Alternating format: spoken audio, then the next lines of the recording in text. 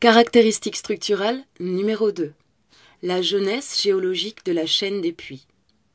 D'un point de vue géologique, la chaîne des Puys est considérée comme un très jeune ensemble volcanique. En effet, elle constitue la plus jeune province volcanique de France métropolitaine et une des mieux conservées d'Europe.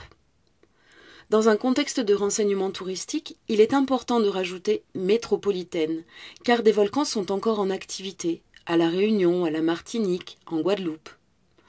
On situe l'âge de la chaîne des Puys entre 95 000 ans avant notre ère et 7 000 ans, même s'il faut bien dissocier plusieurs phases d'activité avec une intensité variable. Au cours de la phase la plus ancienne, les coulées de lave entament le socle hercynien et comblent en partie ces vallées. C'est entre 45 000 et 30 000 ans avant notre ère que les phénomènes vont devenir de plus en plus intenses. Les géologues ont constaté une période de relative inactivité, qu'ils situent entre 30 000 et 16 000 ans avant notre ère.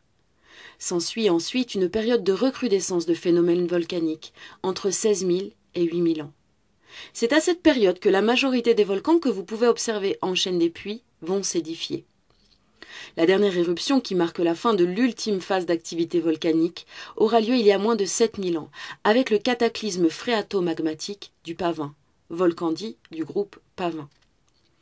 Notons que si ces volcans ne sont pas situés sur le territoire même de la chaîne des Puys, puisque sur la commune de Besse et Sainte-Anastaise dans le Sancy, leur histoire géologique pourrait quant à elle, selon certains spécialistes, lui être rattachée. Cependant, si on considère les dernières éruptions sur le périmètre du bien à proprement parler, ce sont celles des volcans jumeaux de la Vache et de la Solace, il y a 8400 ans, qui sont les dernières. La jeunesse des volcans est une formidable atout pour le territoire du bien, tout d'abord parce que leur jeune âge les a logiquement préservés d'un long processus d'érosion. Ils ont ainsi, végétation mise à part, conservé leur aspect originel. De plus, leur édification s'est faite majoritairement après l'époque glaciaire. Les glaciers et leurs forces destructrices n'ont donc pas endommagé leur aspect. Notons enfin qu'au vu de leur jeune âge, les volcans de la chaîne des Puys sont considérés comme endormis.